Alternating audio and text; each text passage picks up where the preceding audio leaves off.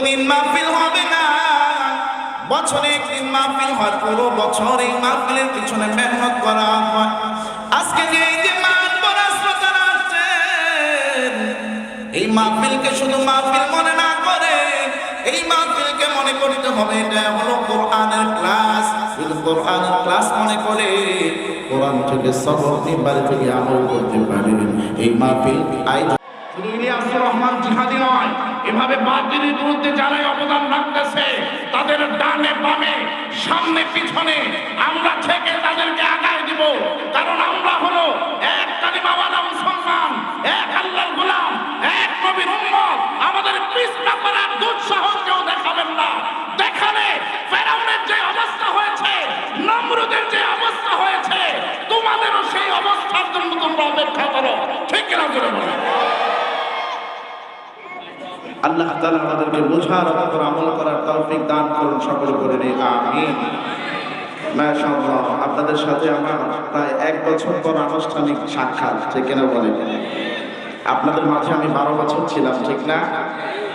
আমার উপর আপনাদের দাবি আছে, আপনাদের উপর আমার দাবি আছে না নাই?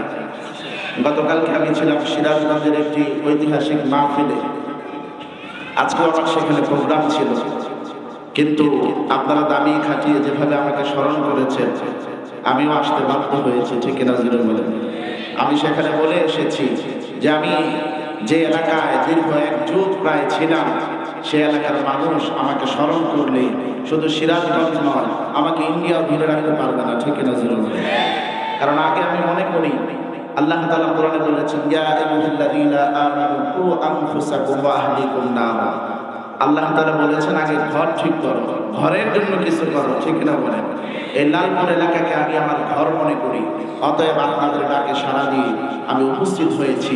আপনারাও আলহামদুলিল্লাহ আজকে এই মহতি মাহফিলে উপস্থিত হয়েছেন। আল্লাহ তাআলা আমাদের এই ভালোবাসা একমাত্র আল্লাহর জন্য করে দেন, সকলে করি আমিন। সমস্ত উলামায়ে একরাম, সমস্ত তলবে ইলম, সমস্ত পীর মাশায়েখকে আল্লাহর জন্য ভালোবাসতে হবে, ঠিক না বলেন। আল্লাহ আমাদের এই ভালোবাসা আপনি আপনার জন্য কবুল করে নেন, জোরে করে আমিন। তাহলে মুফতি ইলিয়াসুর রহমান জিহাদি সাহেব প্রায় কাছাকাছি চলে আসছে। এর আগে কিছুক্ষণ মুযাকরা করব, আপনারা আমার সাথে আছেন তো ইনশাআল্লাহ? শুধু আমার সাথে না, এরপর আরো যত আলোচনা করবেন একেবারে আখির মুনাজাত পর্যন্ত আপনারা বসবেন, এরপরে বাড়িতে যাবেন। কারা কারা হাত উঁচু করে আল্লাহকে দেখেন, 2টা হাত টান টান করে উঠান, জবানে বলেন নারে তাকবীর, আমার বলেন নারে তাকবীর। হাতগুলো নামান, আল্লাহ কবুল করুন, জোরে করে আমিন। আমার আলোচনা আগে পরে যারা শুনেছেন আলহামদুলিল্লাহ সকলেই জানা থাকার কথা। আমি বিষয়ভিত্তিক আলোচনা করতে স্বাচ্ছন্দ্য বোধ করি, আজকেও তার ব্যতিক্রম নয়। নির্ধারিত একটি বিষয়ের উপর আলোচনা করার জন্যই আপনাদের সামনে বসেছি এবং সেই বিষয়ের সাথে মিল রেখে আমি আয়াত এবং বিশ্বনবী জনাব মুহাম্মদ রাসূলুল্লাহ সাল্লাল্লাহু আলাইহি ওয়াসাল্লামের অসংখ্য অগণিত বাণী হাদিসের ভান্ডার থেকে একটা হাদিস পেশ করেছি। উক্ত আয়াত এবং উক্ত হাদিসের আলোকে এমন কিছু কথা বলার আশা রাখি যে কথাগুলো প্রথমে বলনেওয়ালা অতঃপর শুননেওয়ালা সকলকে আল্লাহ তাআলা বলার তৌফিক দিন, সকলে বলে নিয়ে আমিন। তবে সেই আলোচনায় ঢোকার পূর্বে আয়াত এবং হাদিসে ঢোকার পূর্বে যেই কথাটা আমি আপনাদেরকে বলবো সেটা হলো, এটা হলো রজব মাস, ঠিক না? রজব মাস হলো পবিত্র মাহ রমাদানের আগে 2 মাস আগে যে মাসটা, সেই মাসটার নামই হলো রজব মাস। রজব মাসে কিছু কাজ আছে না আমাদের জন্য? আছে না নাই বলেন? আগামীকাল শুক্রবার দিবাগত রাত্রিতে পবিত্র শবে মিরাজ, ঠিক কিনা বলেন? যদিও এই তারিখের ব্যাপারে মতভেদ আছে, তবে অধিকাংশের মতে 26শে রজব দিবাগত রাত্রিতেই শবে মিরাজ বিশ্বনবী করেছেন, এমনটাই বর্ণনা পাওয়া যায়। সেই দিক থেকে অনেকেই আমাদেরকে বলে থাকেন যে হুজুর শবে মিরাজের নামাজ কত রাকাত, আমল কি ইত্যাদি বলে থাকি না। একটা ওয়াজ মাহফিলকে নিতান্তই একটা ওয়াজ মাহফিলের মধ্যে সীমাবদ্ধ না রেখে আমাদের এই ওয়াজ মাহফিল থেকে আমল নিয়ে আমল করে জান্নাতি হওয়া দরকার, ঠিক কিনা বলেন? সেই লক্ষ্যেই কথাগুলো বলা। দেখেন, শবে মিরাজের নামাজ যদি আমি আপনাদেরকে বাজে দিতে চাই তাহলে আমি বলবো শবে মিরাজের সর্বোত্তম নামাজ হলো 5 ওয়াক্ত নামাজ, ঠিক কিনা বলেন? কারণ শবে মিরাজে আমাদের নবী আল্লাহর কাছ থেকে 50 ওয়াক্ত নামাজ নিয়ে এসেছিলেন, ঠিক না? বিভিন্ন সুপারিশের ভিত্তিতে এটা কমাতে কমাতে 9 রাকাত করা হয়েছে। আল্লাহ তাআলা বলছে, বন্ধু আপনার উম্মতের জন্য 5 ওয়াক্ত নামাজ নিয়ে যান, আপনি টেনশন করেন না। প্রথমে যে আমি 50 ওয়াক্ত দিয়েছিলাম, কোনো ইমানদার যদি 5 ওয়াক্ত নামাজ আমল করে, আমি আল্লাহ তাআলা তার আমলনামায় 50 ওয়াক্ত নামাজ আদায়ের সওয়াব লিপিবদ্ধ করে দেব। এই জন্য আজকে যারা ফজর থেকে এশা পর্যন্ত পড়েছি, আমাদের আমলনামায় 5 ওয়াক্ত নামাজের সওয়াব আসছে না 50 ওয়াক্তের? আগামীকালও 5 ওয়াক্ত নামাজ পড়ে 50 ওয়াক্তের সওয়াব আমরা নিতে চাই তো ইনশাআল্লাহ। তাহলে শবে মেরাজের অন্যতম আমল কয় ওয়াক্ত নামাজ? 5 ওয়াক্ত নামাজ। তবে শবে মেরাজের এই সফরটার মধ্যে আমাদের ঈমান বৃদ্ধির খোরাক আছে। এই জন্য মেরাজটা কিভাবে হয়েছে ইত্যাদি বিষয়গুলো যদি আমরা সবসময় জানতে পারি, আমাদের ঈমানের জজবা পয়দা হবে, ঈমানের নূর বৃদ্ধি পাবে। ঠিক কিনা জোরে বলেন? তবে শুধু শবে মেরাজ নয়, শুধু রজব নয়, রজব থেকে নিয়ে একেবারে শাবান পর্যন্ত বিশ্বনবী একটা বিশেষ দোয়া করতেন। সেই দোয়াটা পড়লে আল্লাহ তাআলা আশা করা যায় আমাদের হায়াতকে লম্বা করে আমাদের রমজান পাইয়ে দিবেন। আমরা রমজান মাস পেতে চাই কি চাই না? যদি পেতে চাই তাহলে মূল আলোচনা ঢোকার পূর্বে আমার সাথে সাথে একটা দোয়া পড়েন। করা যাবে?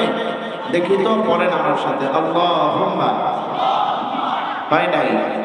আল্লাহুম্মা, আওয়াজটা ভলিউম আরেকটু বাড়াতে হবে। আল্লাহুম্মা, মাইকের ভলিউম বলি না, আমি বলছি ইমানদারদের বলি। ঠিক কিনা জেনে বলেন? ইমানদার ভলিউম একটু বাড়ানো যাবে? আল্লাহুম্মা বারিক লানা ফি রজব ওয়া শাবান ওয়া বাল্লিগনা রমাদান। আল্লাহুম্মা بارك لنا في رجب وشعبان وبلغنا رمضان. اللهم بارك لنا في رجب وشعبان وبلغنا رمضان. أي الله رجب এবং শাবানে আমাদেরকে বরকত দান করুন এবং আমাদের হায়াতকে লম্বা করে রমজান পর্যন্ত পৌঁছে দিন। সকল করি আমিন। এই দোয়া শুধু আজকে নয়, শুধু রজব নয়, পুরো রমজানের আগ পর্যন্ত এই দোয়া আমরা আমল করবো বেশি বেশি। আল্লাহ আমাদের সকলের আমলের জিন্দেগি দান করুন। জোরে করি আমিন। আসুন, আল্লাহ তাআলা আমার তেলাওয়াত করা আয়াতের মধ্যে কি বলেছেন সেদিকে আমি চলে যাই। আমি তেলাওয়াত করেছি সূরা আনকাবুতের 2 এবং 3 নং আয়াত। আল্লাহ তাআলা এই 2 এবং 3 নং আয়াতে বলতেছেন, আহাসিবান নাসু আন ইউতরাকু আন ইয়াকুলু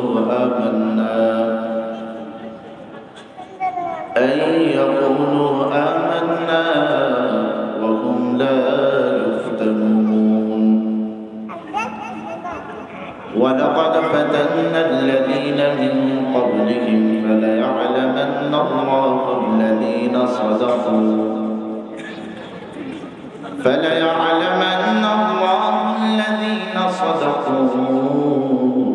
وليعلمن الكاذبين. মুসলমান বান্দার আমার আল্লাহ তাআলা সূরাতুল আনকাবুতের 2 নং আয়াতে বলেন, আহাসিবান নাস, মানুষ কি এই কথা মনে করে আইয়ুতরাকু আন ইয়াকুলু আমান্না,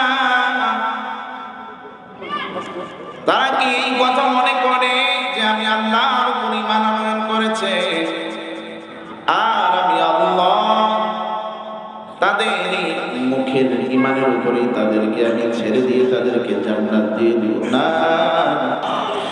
এজন্য মুসলমান ভাই আমার, প্রতিদিন মাহফিল হবে না, বছরে একদিন মাহফিল হয়, পুরো বছর এই মাহফিলের পিছনে মেহনত করা হয়।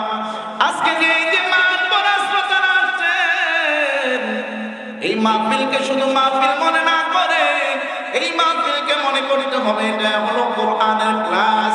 যদি কোরআন ক্লাস মনে করে কোরআন থেকে সবক নিয়ে বাড়ি থেকে আমল করতে পারেন। এই মাহফিল আয়োজন করাটা হবে সার্থক, আপনি মাহফিলে গমন করাটা হবে সার্থক, ঠিক কিনা? এই জন্য ভালো করে শুনে নেন, আমাদের ইমানি পরীক্ষা মৌলিকভাবে হবে তিনটা। প্রথম সাময়িক পরীক্ষা, দ্বিতীয় সাময়িক পরীক্ষা এবং বার্ষিক পরীক্ষা।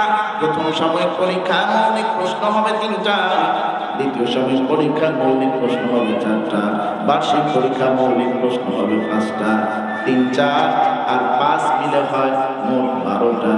আমার আল্লাহ 12টা মৌলিক প্রশ্নের মাধ্যমে আমাদেরকে পরীক্ষা নেবেন। আমরা এই 12টা প্রশ্নের উত্তর শিখে প্রস্তুতি নিয়ে যদি আমরা অপেক্ষা করতে পারি পরীক্ষার জন্য, তাহলে আমরা পরীক্ষা পাস করতে পারবো, ঠিক কিনা?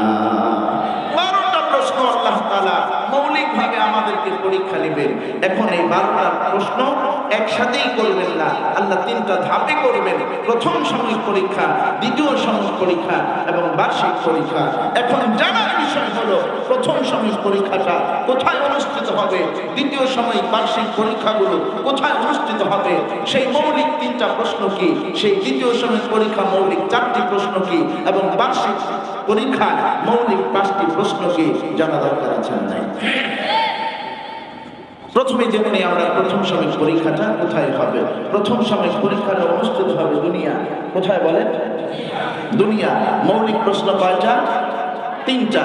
দুনিয়া সমস্ত মানুষকে আল্লাহ তাআলা পরীক্ষা নেবেন মৌলিক 3টি প্রশ্নের আলোকে। আপনি এই যে তুমি বলছো আমি আল্লাহর উপর ঈমান আনয়ন করেছো, এখনো তুমি তোমার জানকে বেশি ভালো আমি আল্লাহকে না, আমি আল্লাহর উপর ঈমান আনয়ন সুখে বলেছো, এখনো তুমি তোমার মালকে বেশি ভালোবাসো, আমি আল্লাহর উপর ঈমান আনয়ন করেছো তুমি বললাম, এখনো তুমি সন্তানকে বেশি ভালোবাসো, তাহলে এটা সাচ্চা ঈমানদার হতে পারে না, ঠিক কিনা? যদি বলে এজন্য ইব্রাহিম নবীকে বলছে আমাকে তুমি ভালোবাসো, তাহলে তুমি তোমার ছেলে কুরবানি করে দেখাও। ইব্রাহিম নবী ঠিকই তার ছেলে কুরবানি দিয়ে ভালোবাসার প্রমাণ দেখাইছে যে না, সন্তান কেন, একমাত্র ভালোবাসি আমার রব আল্লাহকে, ঠিক কিনা? এই কথাগুলো আল্লাহ কোরআনে কোন জায়গায় বলেছে? একটা একটা করে দলিল দিই, এরপরে একটা একটা করে ব্যাখ্যা। প্রথম সাময়িক পরীক্ষাটা শুনে এরপরে চলে যাব দ্বিতীয় সাময়িক, এরপরে বার্ষিক। আর আমার সাথে থাকবেন তো ইনশাআল্লাহ? এই কথাটা আল্লাহ তাআলা কথার একটি অংশ, প্রশ্নের একটি অংশের কথা আল্লাহ সূরাতুল বাকারা 155 আয়াতে বলেছেন। আল্লাহ বলেন ওয়ালানাবলুওয়ান্নাকুম বিশাইইন মিনাল খাউফ ওয়ালানাবলুওয়ান্নাকুম, আল্লাহ বলেন নিশ্চয়ই আমি আল্লাহ পরীক্ষা করব। কি প্রশ্নের পরীক্ষা করবেন? আল্লাহ বলেন আল আনফুস, 1 নাম্বার প্রশ্ন হলো জানের ক্ষতির মাধ্যমে পরীক্ষা করব। 2 নাম্বার আল্লাহ তাআলা বলেন ওয়ানাকসিম মিনাল আমওয়াল, আমি আল্লাহ তাআলা মালের নোকসানের মাধ্যমে পরীক্ষা করব। এ মুসলমান ভাই আমার, আল্লাহ তাআলা বলেন আমাদের জানের ক্ষতির মাধ্যমে পরীক্ষা করবেন। আল্লাহ তাআলা বলেন আমাদের মালের নোকসানের মাধ্যমে পরীক্ষা করবেন। এখানে আমার ডানে বা উলামায়ে কেরাম আছেন, উলামায়ে কেরাম বলবেন হুজুর এই আয়াতে আল্লাহ তাআলা 2টা বিষয়ের উপর কথা বলেন নাই, আল্লাহ এই আয়াতে বলছেন 5টা বিষয়ের উপরে কথা। আমি বলবো যদিও আয়াতে দেখা যায় বিষয় হলো 5টা, আসলে এখানে মৌলিক বিষয় হলো 2টা। কারণ এই 2টা ছাড়া আল্লাহ বলেছেন মিনাল খাউফ ওয়াল জু, আল্লাহ বলেছেন ভয়ের মাধ্যমে পরীক্ষা করবেন। ভয়টা কিসের ভয়? জান হারানোর ভয় অথবা মাল হারানোর ভয়। ক্ষুধা লাগলে জানের এই ক্ষতি হয়। ওয়াত্তামারাত, ফল ফসলের ক্ষতির কথা বলেছে, ফল ফসলের ক্ষতি হলে মালের ক্ষতি হয়। তাহলে বিষয় যদিও দেখা যায় 5টা, আসলে বিষয় হলো 2টা। একটা হলো জানের ক্ষতি আর একটা হলো মালের নোকসান। জানের ক্ষতির মাধ্যমে আল্লাহ পরীক্ষা করবেন, মালের নোকসানের মাধ্যমে আল্লাহ পরীক্ষা করবেন। 2টা মৌলিক প্রশ্ন এখানে পেয়ে গেলাম। এবার আসুন 3 নাম্বার প্রশ্ন, আল্লাহ তাআলা সন্তান সন্ততির মাধ্যমে কিভাবে পরীক্ষা করবেন। এই 3 নাম্বার প্রশ্নটা আমার আল্লাহ তাআলা সূরাতুল আনফালের 28 নং আয়াতে জানিয়ে দিয়েছেন। আমার আল্লাহ বলতেছেন ওয়ালামু আন্নামা আমওয়ালুকুম ওয়া আওলাদুকুম ফিতনা ওয়া আন্নাল্লাহা ইনদাহু আজরুন আযীম।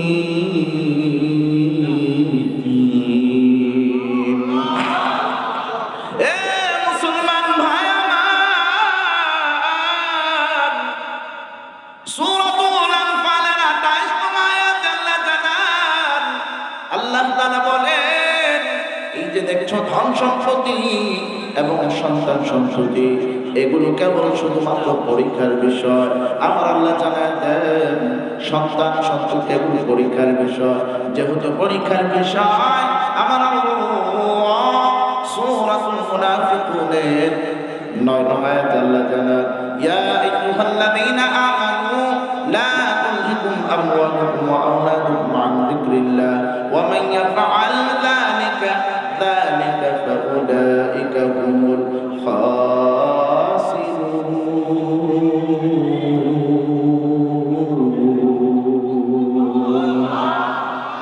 আল্লাহ তাআলা বলেন সন্তান সন্ততি যেহেতু এটা পরীক্ষার বিষয়, এর বান্দা সাবধান সাবধান, সন্তান সন্ততি যেন আমি আল্লাহর স্মরণ থেকে তোমাকে গাফেল না রাখে। যদি গাফেল হও তাহলে তুমি পরীক্ষা ফেল, তোমার ফলাফল হবে তুমি ক্ষতিগ্রস্ত।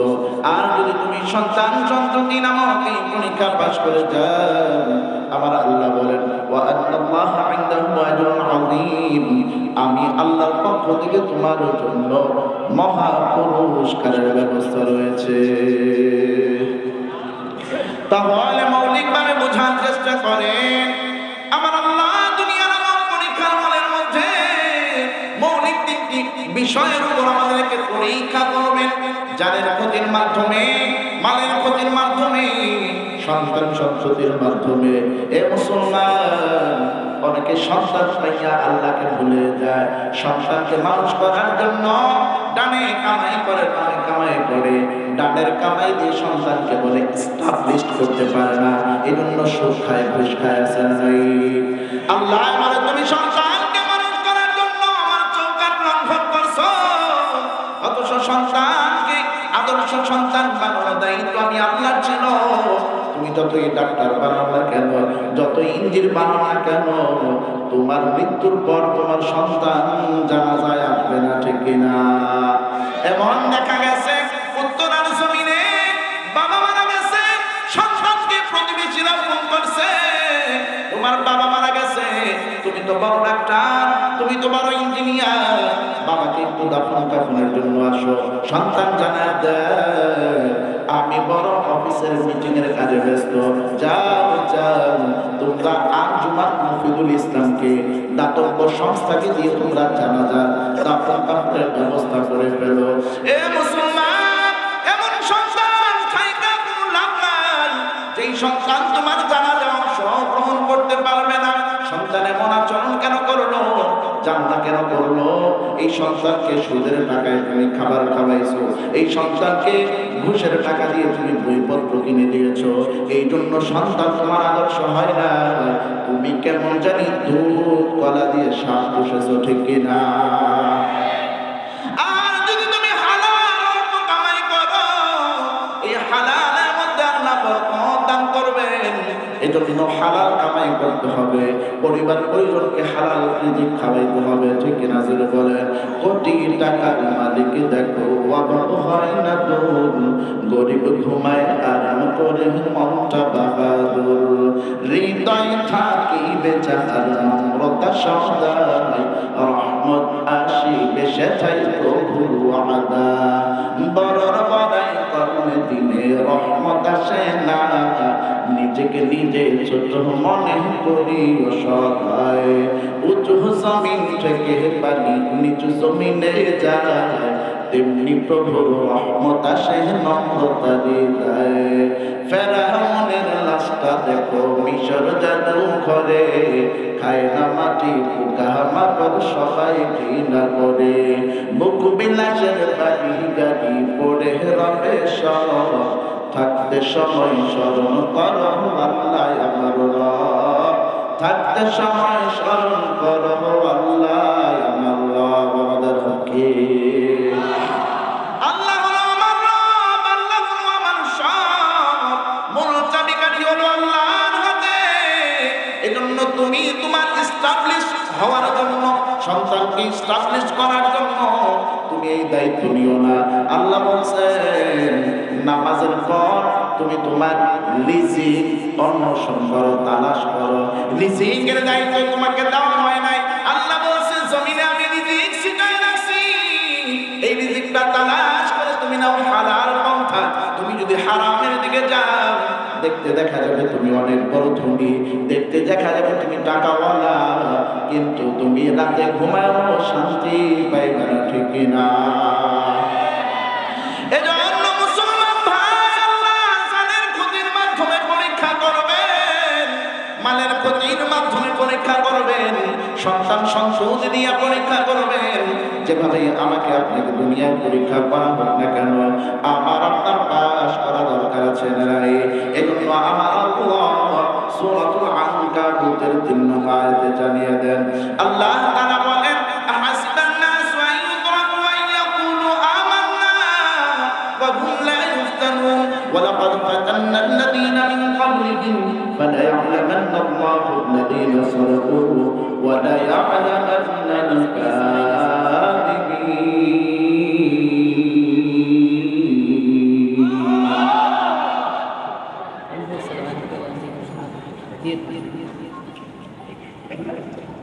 আচ্ছা, আলহামদুলিল্লাহ, আমাদের অত্র এলাকার কৃতি সন্তান, বিশিষ্ট সমাজসেবক, রাজনীতিবিদ, লেখক, কলামিস্ট এবং সমাজপতি, আজকে মাহফিলের অন্যতম আকর্ষণ, যার জন্য আমরা পুরো লালপুরবাসী শুধু মাহফিলের সময় অনেক দিন ধরে অপেক্ষা করেছি তার সান্নিধ্য কিভাবে পাবো। সেই জনাব শাহ আলম সাহেব সমস্ত বাধাকে উপেক্ষা করে আমাদের এই ভালোবাসা ডাকে সাড়া দিয়ে তিনি ইতিমধ্যেই আমাদের এই জমিতে মাহফিলে অংশগ্রহণ করতে যাচ্ছে। আমরা খুশি না বেজার? এজন্য আমরা মাহফিল ইন্তেজামিয়া কমিটির পক্ষ থেকে শাহ আলম সাহেবকে সাদরে গ্রহণ করছি, ধন্যবাদ জ্ঞাপন করছি। আমরা সকাল বলি নারায়ে তাকবীর। জনাব শাহ আলম সাহেবের আগমন মাহফিল ইন্তেজামিয়া কমিটির পক্ষ থেকে নারায়ে তাকবীর।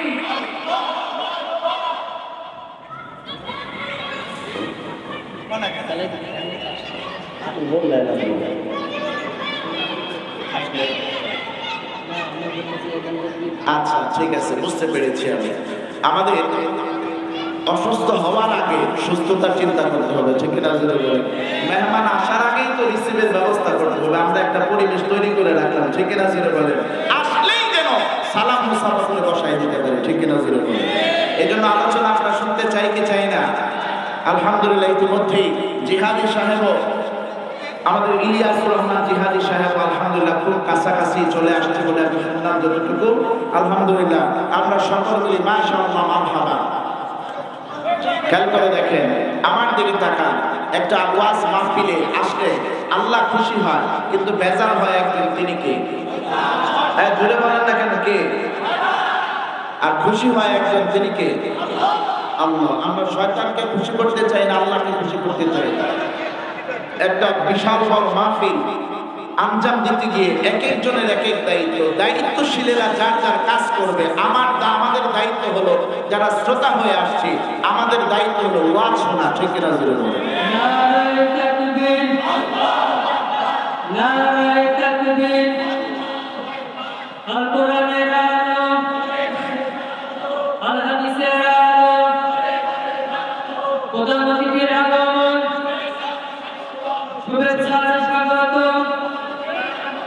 প্রধান অতিথির আগমন, শুভেচ্ছা স্বাগত।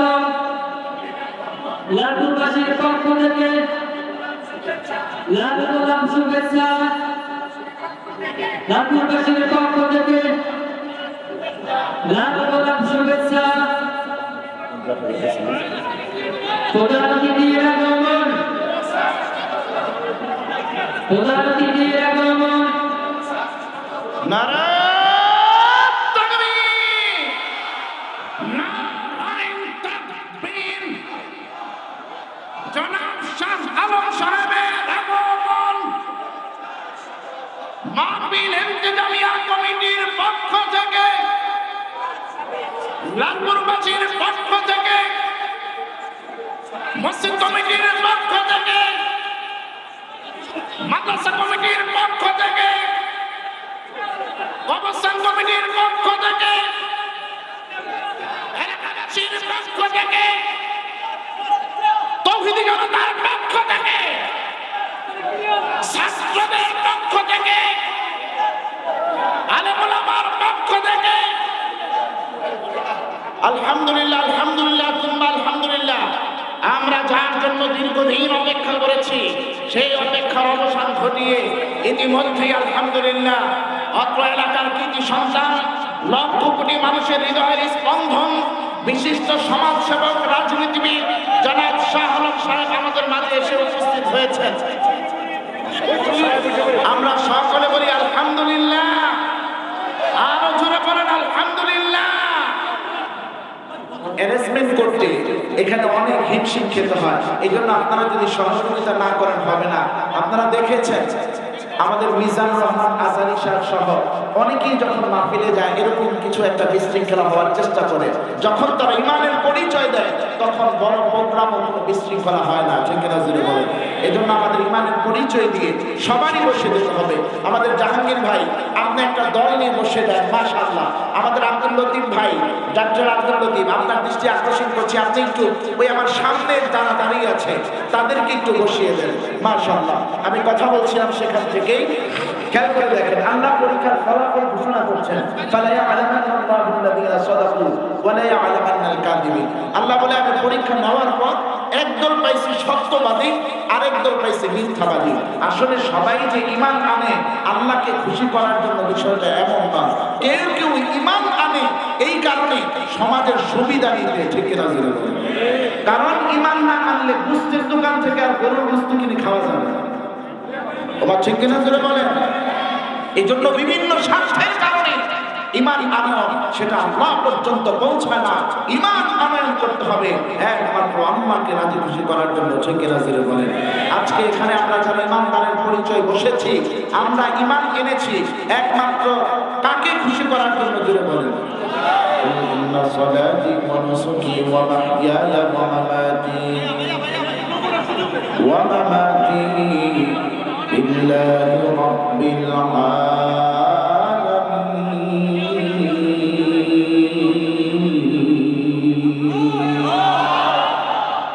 আল্লাহ তাআলা কোরআনে জানিয়ে দিয়েছেন একজন মানুষের নামাজ, রোজা, হজ, যাকাত সমস্ত কাজকর্ম হবে আল্লাহর জন্য।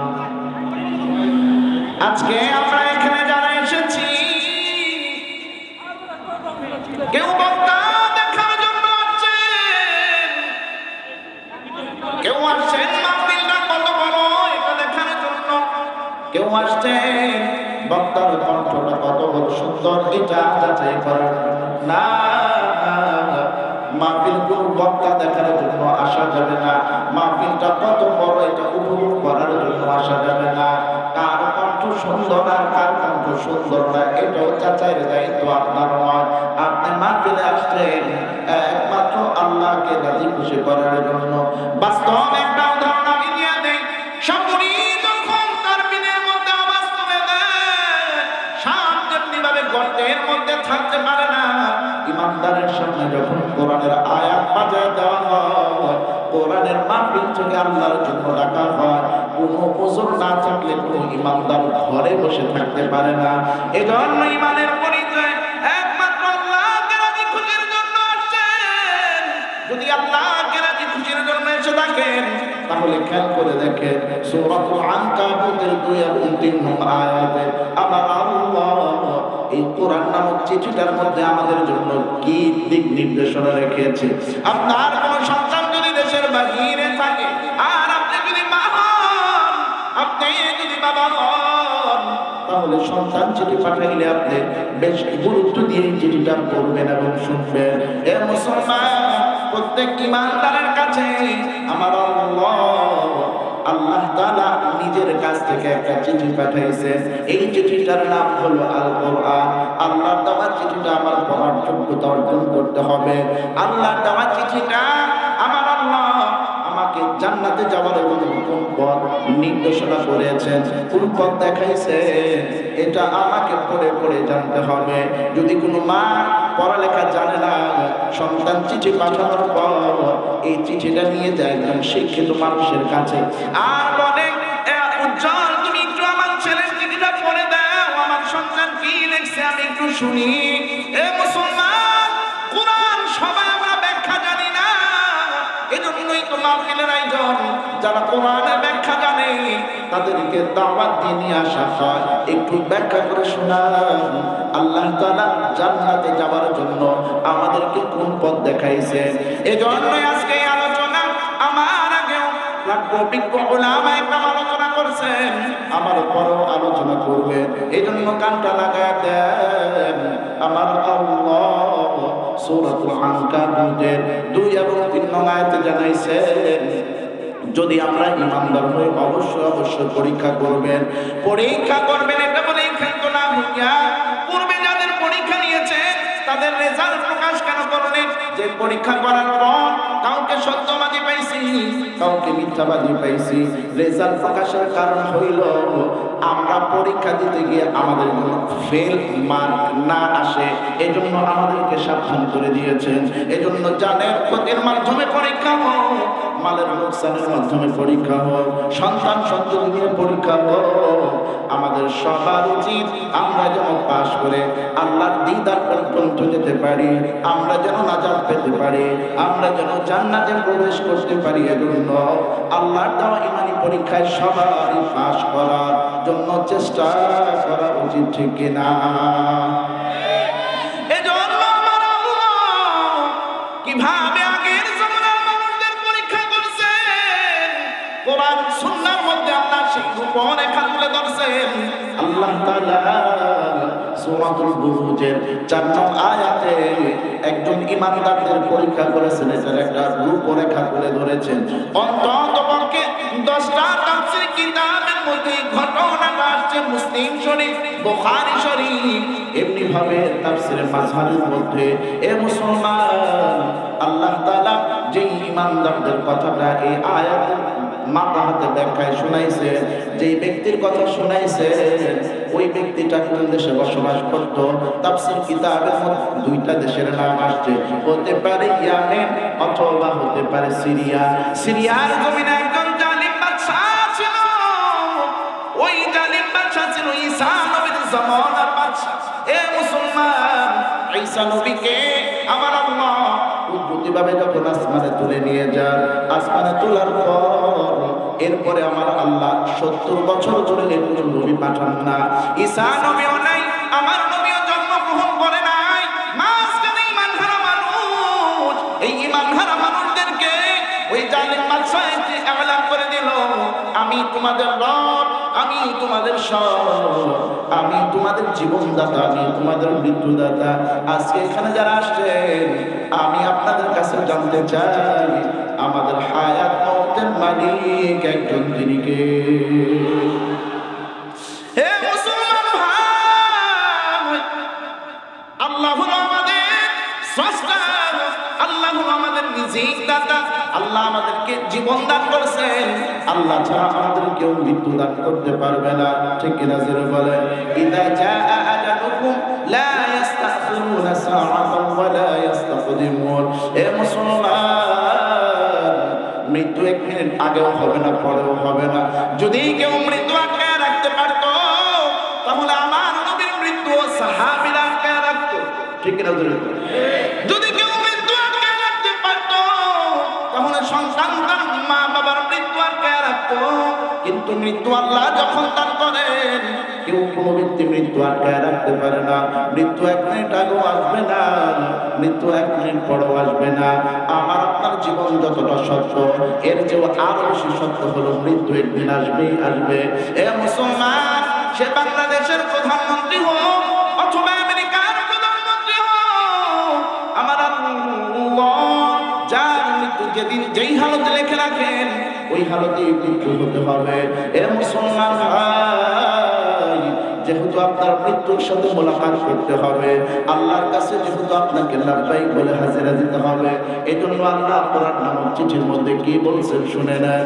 আমার আল্লাহ যে কথা বলছেন সেই কথাটা বুঝাইতে আমি সিরিয়ার জমিনের উদাহরণ পাচ্ছি। জালিম বাদশা এলান করে দিয়েছেন, তোমরা যদি ঈমান আনো, তোমরা যদি আমাকে রব না মানো, আমাকে সব না মানো, আমাকে যদি প্রভু না মানো, তাহলে তোমাদেরকে গর্দান দিয়ে দিতে হবে। মানুষ হয়তো গর্দান দিবে না বলে জালিম বাদশাকে প্রভু মেনে নেবে, এমন যখন অবস্থা, কেউ তো নিজের জীবন জিতে দিতে চায় না। এজন্য সমস্ত জাহিল মানুষগুলো ইউসুফ জুন নওয়াজকে তারা প্রভু মেনে নিল। অবস্থা যখন এমন, যারা আসলে মিথ্যার উপরে থাকে তাদের ভিতটা বড় দুর্বল, এজন্য তারা গোপনে গোপনে ষড়যন্ত্র করে তাদের ভিত কিভাবে শক্ত রাখা যায়। ঠিক এরা জোরে বলেন। আর যে ব্যক্তি সত্যের উপরে আছে মুসলমান, তার টাকা না থাকতে পারে, কিন্তু তার বুকে যেই সাহস আছে, কোটিপতির অন্তরে অত সাহস নাই। ঠিক না?